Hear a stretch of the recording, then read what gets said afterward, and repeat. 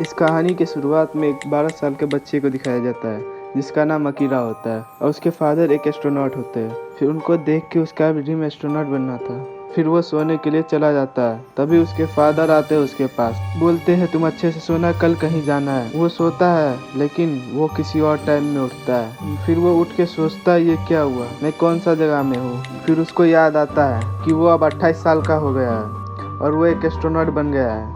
फिर वो लैब की तरफ निकल जाता है और वो कुछ देर में लैब पहुंच जाता है। उसके बाद वो लैब सूट पहनकर लैब में चला जाता है। अकीरा अपनी फ्रेंड के साथ काम पे लग जाता है। काम के वक्त उन लोगों को एक डायरी मिलती है। उसके बाद वो लोग कितने देर तक देखते हैं किसका है ये। फिर अकीरा को पता चलता है कि वो डायरी उसके फादर का है और उसमें एक अननोन प्लेनेट के बारे में लिखा होता है। और अकीरा देखता है उसमें एक लेटर भी है और उसमें लिखा होता है, अकीरा मेरे बेटे, मुझे पता है कि तुम्हें ही डायरी मिली है। उसमें कुछ और भी लिखा होता है। उसके बाद अकीरा बोलता है अब मैं करूँगा ये प्रोजेक्ट पूरा। उसके बाद अकीरा और उसकी फ्रेंड लैब से सामान पैक करने लगते हैं और उनका सामान पैक होने के बाद और वो दोनों रॉकेट की तरफ निकल जाते हैं। उसके बाद दोनों रॉकेट में बैठ जाते हैं और अकीरा रॉकेट स्टार्ट कर देता है और रॉकेट लॉन्च हो जाता है। कुछ देर में वो लोग स्पेस में पहुंच जाते हैं और उसके बाद अकीरा रॉकेट को टेलीपोर्ट करता है। फिर उन दोनों को एक प्लेनेट दिखता है, वो बिल्कुल अर्थ जैसा है लेकिन उसका कलर अर्थ से डिफरेंट है और उस प्लेनेट का कलर रेड एंड ब्लू में था।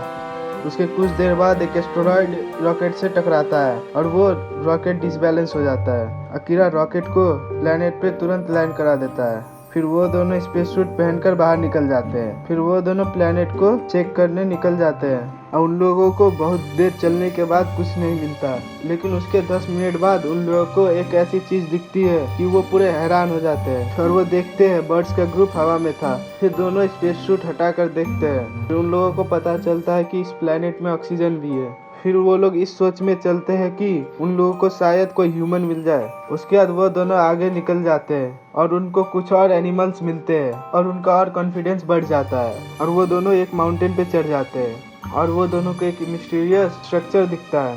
क्या इस प्लेनेट में ह्यूमन है या नहीं? क्या इस प्लेनेट का अर्थ से कोई कांटेक्ट है? सेम बर्ड्स एनिमल अर्थ पे भी है?